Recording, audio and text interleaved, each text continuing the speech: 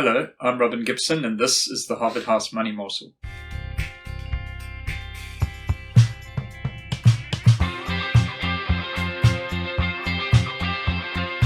Welcome back. Thank you for joining us again.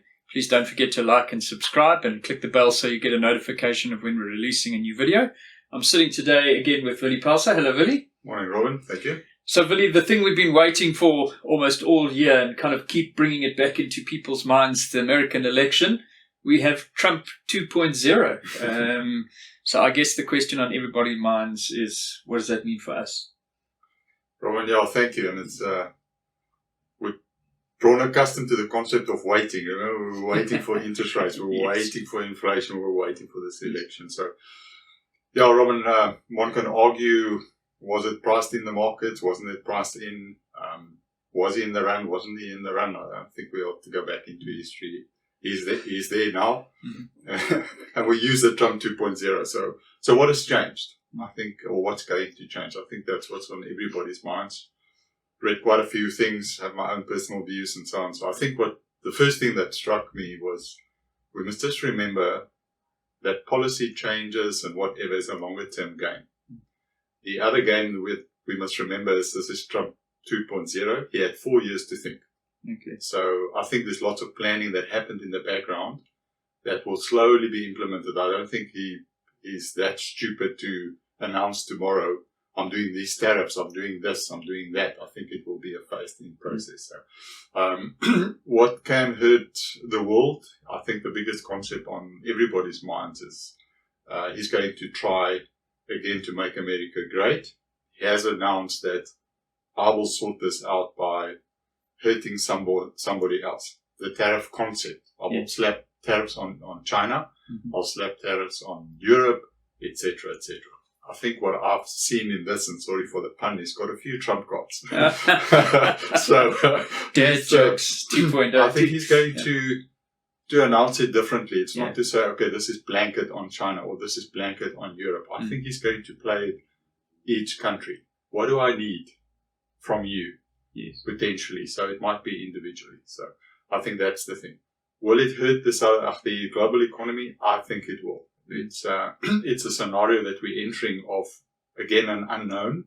And the world will be a different place. I read an article and saying it doesn't matter where you find yourself in the world today, Trump will get you. Yes. To some extent.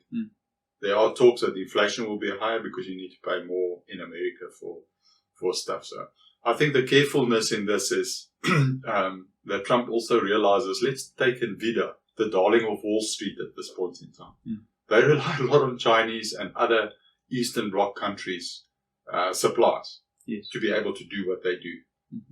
Are you going to hurt one of your top companies? So I think that's where I say he's more cleverer than just saying, blanket, I'm going to do this. That's public talk. That's politics at talk. We had it in our own country. We're going to do this. Once people voted and so on come through. I think it's going to be a long-term game.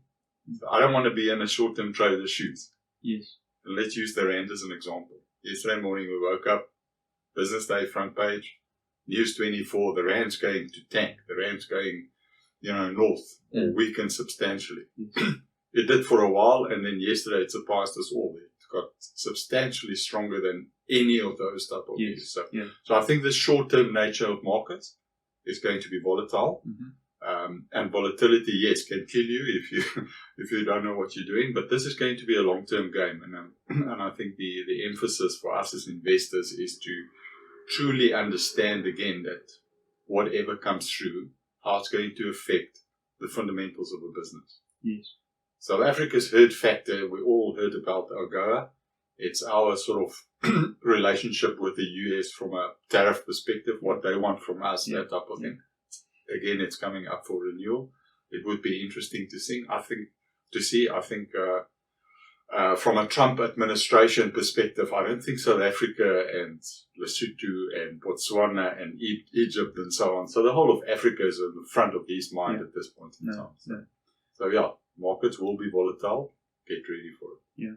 Billy, just to switch directions a little bit, I mean, the rand strengthening. What also happened last night was that the Fed came out and cut by another 25 basis points, 0.25%. some of the rand strength on the back of that bigger division, and maybe we'll sort of correct again when we cut, which I assume we are going to cut. It's really, interest rates are key, aren't they? Yeah, I think always, Robin. That's wherever you are in the world. In Europe, the Bank of England also cut by 25 basis points. Yes. So long term, it always works out. If you look at the inflation differentials, if you look at the interest rate differentials, that's how the big money flow. So yes, we had the 25 coming down. I think that to some extent was already priced into markets. There was a concern that if the Fed doesn't do anything, then it was in anticipation of the Trump policies that can come.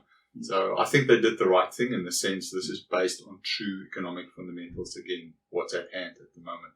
We can't play the short-term game with the unknown of what's coming from a policy perspective in the months or years to come.